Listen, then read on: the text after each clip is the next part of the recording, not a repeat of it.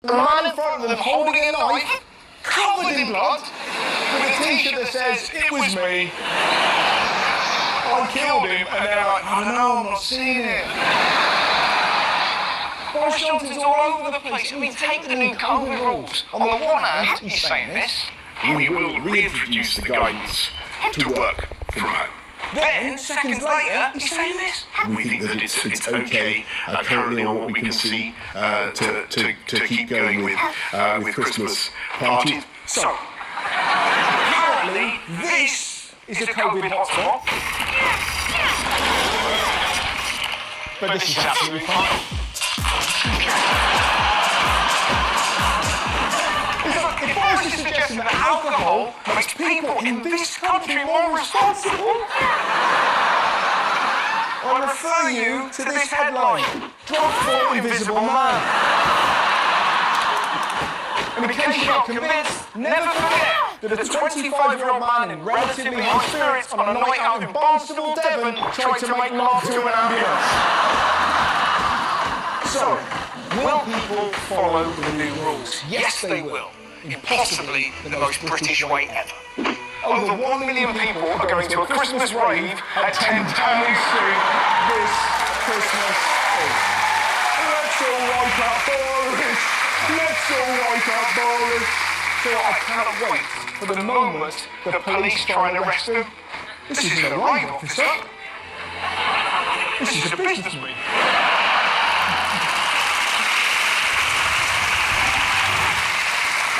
In fact, I've actually got my business card here.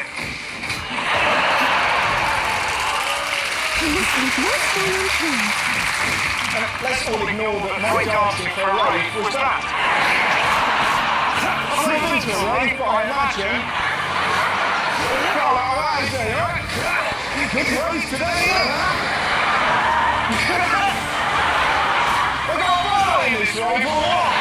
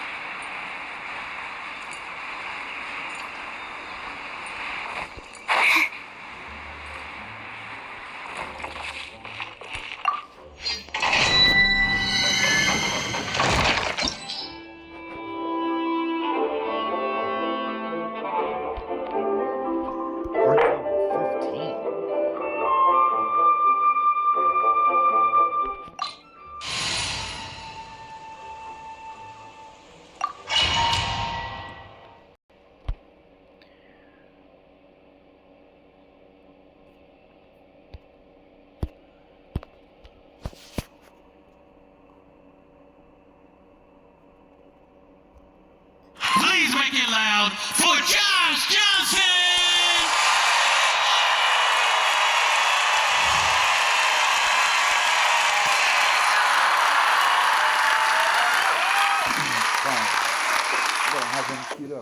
I was growing up, I would hear these stories of people who were like really in the life, like they just doing bad things.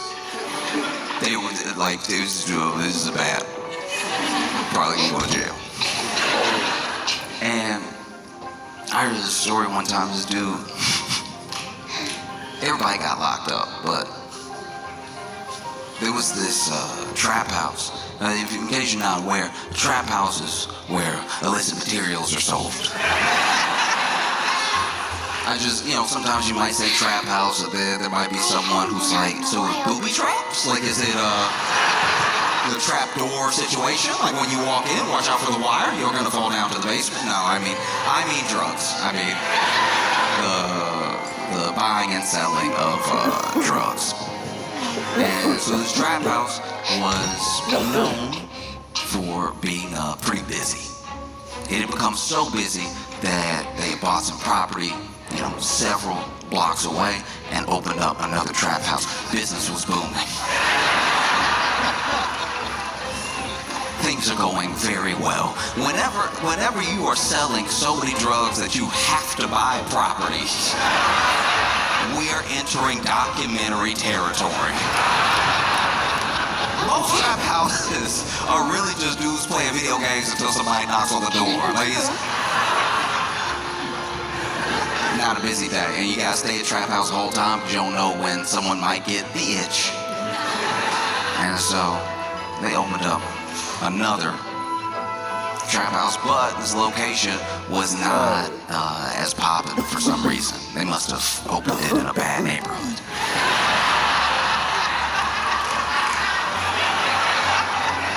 Can you imagine being all drugs, being like, I'm not going over there though, that's dangerous. And so even though they opened another location, and even though they tried to tell people, hey, you can come here or you can go over there, people liked the original trap house.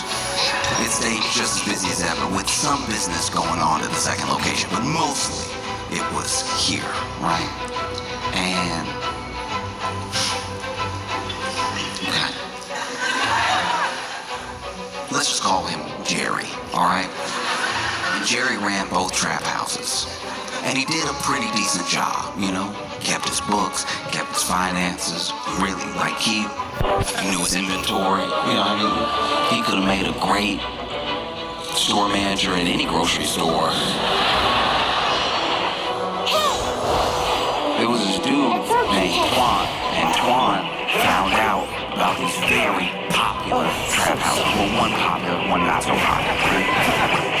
And he made a plan to rob the trap house. So his plan for robbing the lucrative trap house was to basically set up a diversion to one that wasn't as busy. So he basically faked a robbery of the one that was not as busy. He had some guys over there bang on the door, act like they had guns, they were about to break in, because he knew it would make everyone call Jerry. Jerry and his boys would go over there. By the time they get there, those guys have already left. And then the main trap house is left defenseless. They break in, Twan and them break in, they steal all this money out of the trap house, right? Take it back to their place. Now their place is Stash House. Stash House should be self-explanatory. If I've lost you at Stash House, I cannot help you. But the trap house has been robbed, everything's been taken back to the Stash House, okay? And then Twan and his boys thought they had made a killing. They were like, this is great. No one even knows that it was us, because they had planned it very well. They planned it all the way down to the detail of if those guys who did the fake robbery got caught, they wouldn't even know who hired them, right? But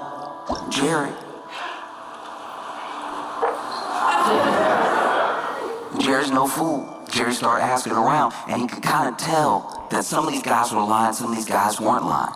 He traced everything back to Twan. And so he set up a plan to rob Twan's stash house.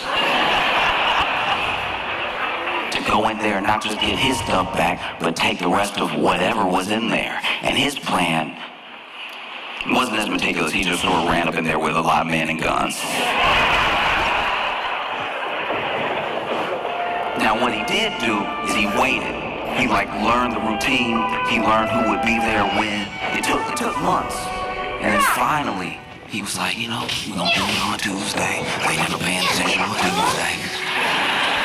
Leave it all to me. Gonna run up in there, so only gonna be like 5 of them. If it's 50 and plus, I don't think we'll meet a lot of resistance. It's not like it's their money, it's Twan's money.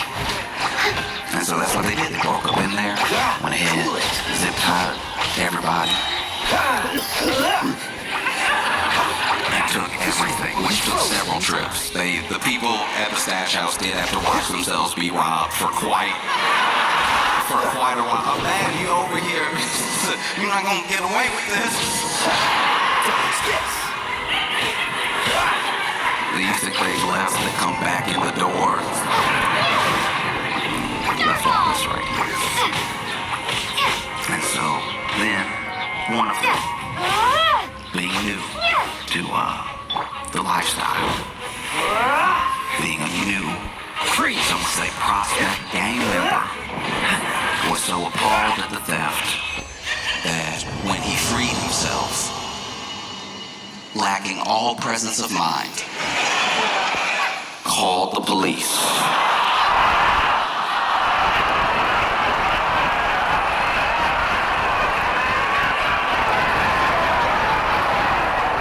This man called the police. It was like they ran up in the guns and everything. They had gun in my hands. He's telling all this to God they took everything. They took the weed. They took all the money. Took my favorite Glock.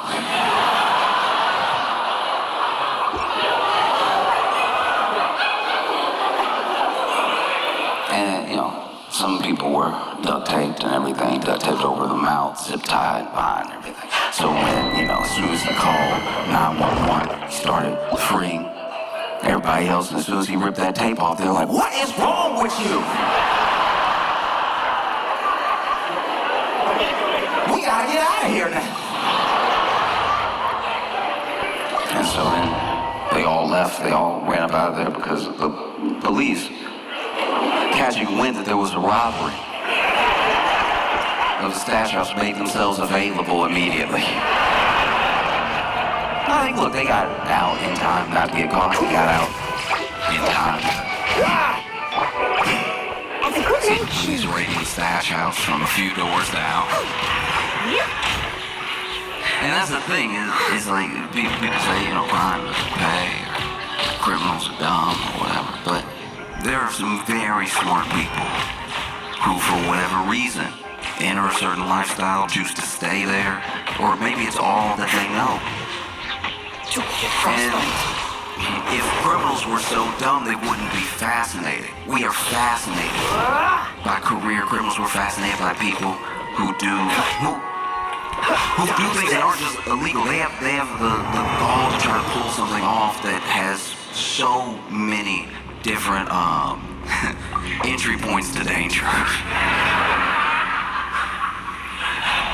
Like, just in the past few days, the Louvre was robbed.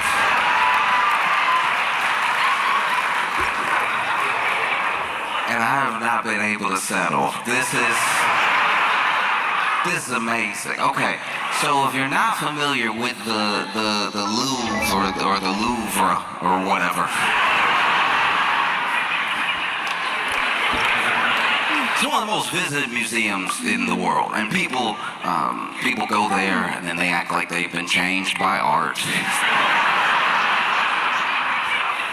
And you ask them what they saw, they can't name anything or anybody. They were just like, no, the Mona Lisa was there, looking unimpressed.